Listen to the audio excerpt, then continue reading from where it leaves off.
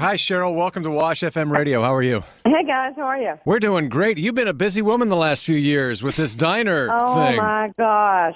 I feel like I'm on the home stretch, though. I can see the light at the end of the tunnel. Well, here's my initial thought and question, Sheryl. I fell in love with musical theater when I was about 9 years old. My dad took me to see Cats, and it was just something about that production. I was bitten by the bug. And then, of course, later I pursued theater in high school and, I had the dream of being a Broadway star. It never happened. I settled for radio. Yeah. I want to know if a similar thing happened with you. Like, how did you come to be here today doing such an awesome thing? Well, I grew up with it. I mean, when I was growing up, not to age myself, but there wasn't cable TV for one thing. And TV was very family-oriented.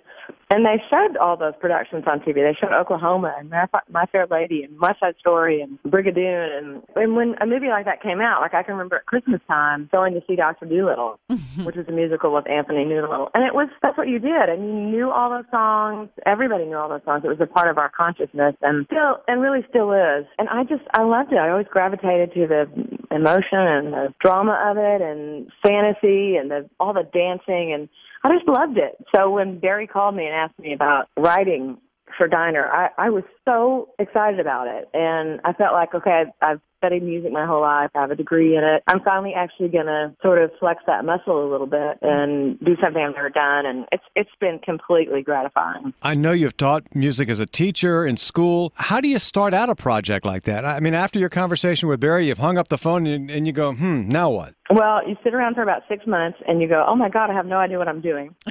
And then you get an outline. And I read the script quite a bit. And I'd seen the movie. Actually, I saw the movie when it first came out in the 80s. And I just kind of started digging around for what I felt like some of these people were experiencing. And the themes are very universal. It's a story about a group of guys who were very good friends set in 1959, the last 5 days. And things were very different in the 50s.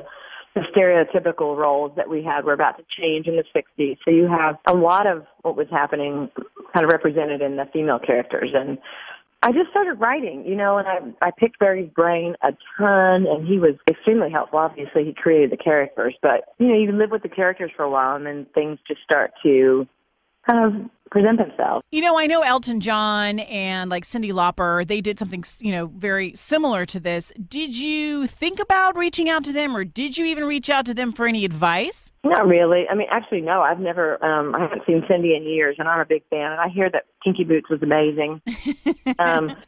Elton, I don't really know what his process has been with writing The Lion King and Aida and some of these other things that he's done.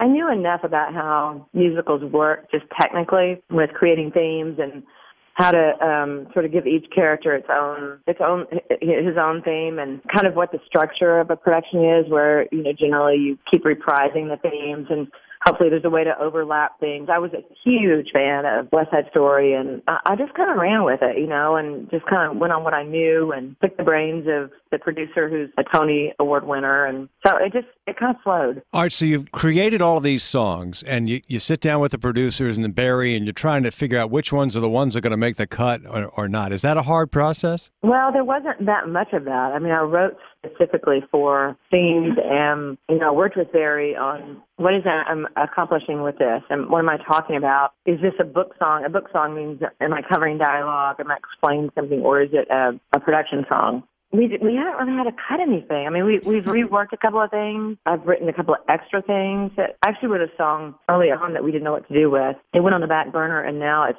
the biggest song probably in the production. So it's, you just don't know how things are going to work. So the first time, Sheryl, that you actually watched the stage production with your music, can you describe that, like how surreal that was, or what? I don't know, what were you feeling? Well, to be honest, only until about 3 nights ago have I experienced it as a fan, as opposed to somebody who's constant. Like, I've been making notes every night, things I want to tweak, things I want to just tighten or shift.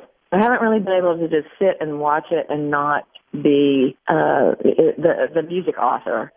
And the other night I sat and watched it, and I was just I mean, I experienced a lot of things. I experienced the fact that I was listening to this stuff thinking, I can't believe I wrote all this music. It's just not what I write. And I really enjoyed it. I love watching these kids come into these roles. And I don't know. I'm really proud of it. I think it's really good. And we've had great feedback. And it's really exciting to finally see it up on its feet. You know, we've had it kind of on the burner for a couple of years, waiting for the opportunity to get it up to see what we have.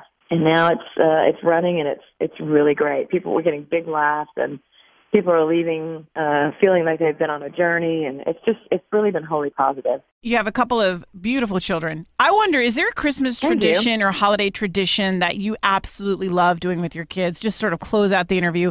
Since it is almost Christmas time, I'm just curious. Is there something that you love to do with your kids? Well, I mean, actually, there are two things. The one thing that we always do as a family is we go to church Christmas Eve, and that's really when Christmas feels like Christmas. My mom always sings a Holy Night at the end of the service, and then we come back and we have a lot of people over from church on Christmas Eve, and it's really festive. But the other thing that we usually do is we go serve at the food bank here, and we haven't been able to do that this year because of Diner. My kids have gotten very used to being in Shirlington. So we're going to start off on New Year next year in the Christmas spirit. Wonderful. Well, thank you so much for sharing and for your time, Sheryl. Absolutely.